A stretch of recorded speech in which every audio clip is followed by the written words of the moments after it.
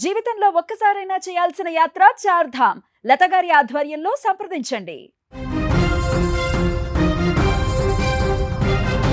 Micro finance scam కేసులో singer Mangli చుట్టూ ఉచ్చుబిగుస్తోంది. ఈ కేసులో మంగ్లీ ఆమె తమ్ముడి పైన పంజాగుట్ట పోలీసులు స్టేషన్లో ప్రముఖ అడ్వకేట్ సుబ్బారావు చీటింగ్ కేసు నమోదు చేయడం జరిగింది.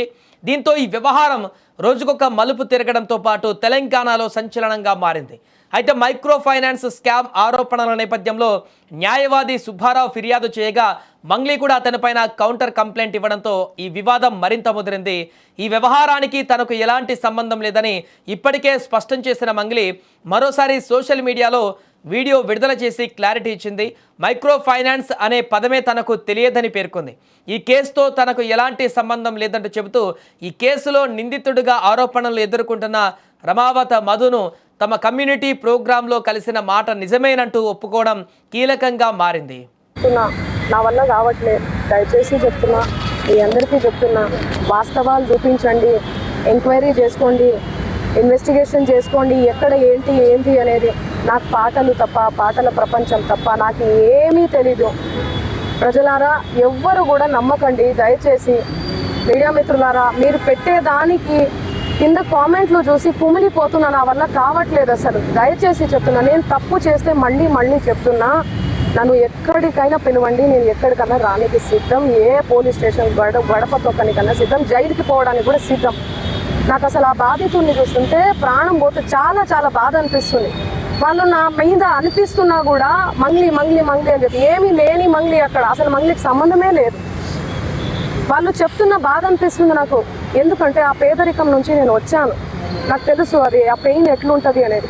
వాళ్ళ దగ్గర నుంచి వాళ్ళని ఏమనాలి అసలు నాకు అర్థం కావట్లేదు నోటితో. ఆ మధు నాయకు, ఆ హేమకాంత్ రెడ్డి, ఈ సుబ్బారావు, ఏంది అసలు ఈ గేమ్ అంతా ఏందో నాకు అసలు ఏమీ కూడా అర్థం కావట్లేదు. గత 30 రోజుల నుంచి నా ప్రోగ్రామ్స్, నాకు అన్నీ కూడా రికార్డింగ్స్ అన్నీ కూడా వదులుకోవడం జరుగుతుంది. నాకు అసలు దయచేసి చెప్తున్నా, చేతులు జోడించి చెప్తున్నా, నా తప్పు ఉంటే నన్ను ఏ శిక్ష విధించినా కూడా నేను పడడానికి నేను రెడీ.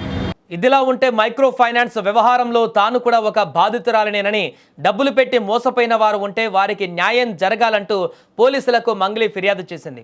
అయితే అకారణంగా తనపైన ఆరోపణలు చేసి బురద చల్లడం వల్ల తాను, తన కుటుంబ సభ్యులు మానసిక వేదన అనుభవిస్తున్నామని ఆవేదన వ్యక్తం చేసింది.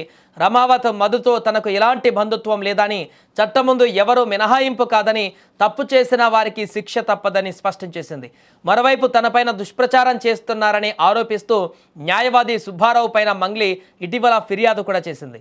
ఇదిలా ఉంటే ఈ కేసులో పరారీలో ఉన్న మధు మాత్రం ఒక వీడియోను విడుదల చేశాడు. మధు విడుదల చేసిన వీడియోలో సింగర్ మంగ్లీకి ఈ కేసుతో ఎలాంటి సంబంధం లేదని స్పష్టం చేశారు. కంపెనీ నుంచి 20 కోట్లు హిమాకాంత్ రెడ్డి తీసుకున్నాడని మధు ఆరోపించాడు. అడ్వకేట్ సుబ్బారావు హిమాకాంత్ రెడ్డి స్నేహితులని, హిమాకాంత్ రెడ్డి నుంచి డబ్బులు ఇప్పిస్తానని సుబ్బారావు చెప్పారని మధు ఆ వీడియోలో పేర్కొన్నాడు. మీకు నేను నమ్మి ఈరోజు రోడ్డు మీద పడ్డాను. ఈరోజు కూడా మీరు బాగానే ఉన్నారు. ఒకటి చెప్తున్నా సార్, మీకు మీ బినామీల పేరు ఉన్న ఆస్తులైనా నిధులైనా బయట తీసుకొచ్చి నేను అందించిన మీకు పైసలు, మీరు నిన్న ఈ 20 days నుంచి మీరు సుబ్బు అడ్వకేట్తో ప్రెస్ మీట్లో బాగా ఫేక్ ఆర్టికల్స్ సోషల్ మీడియాలో వైరల్ చేయడం జరిగింది. 10 కోట్ల వరకు ఆ అకౌంట్లో కొట్టినట్టు చూపిస్తున్నారు. ఆ అకౌంట్లో మీరు కొట్టింది 4 కోట్ల వరకు వేసారు. మిగతా పైసలు మీ దగ్గర ఉన్నాయి.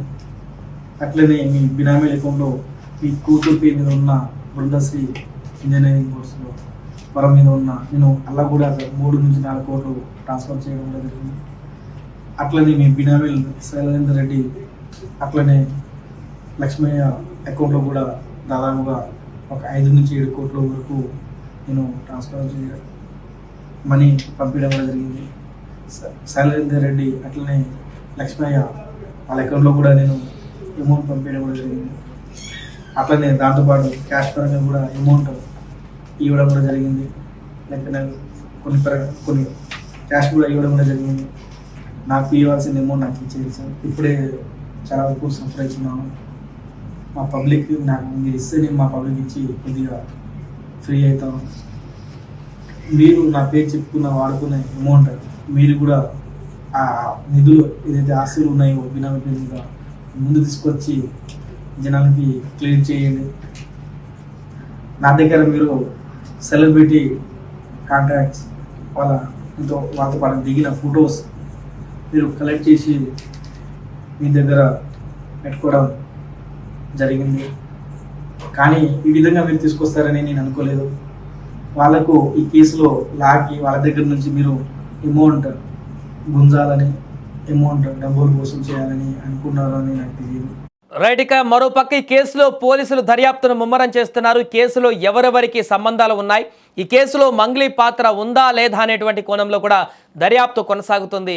ఏదేమైనా ఈ కేసు కొలిక్కి రావాలంటే పరారీలో ఉన్నటువంటి మధు దొరకాలి. అందుకే అతని కోసం పోలీసులు ఇప్పుడు గాలిస్తున్నారు.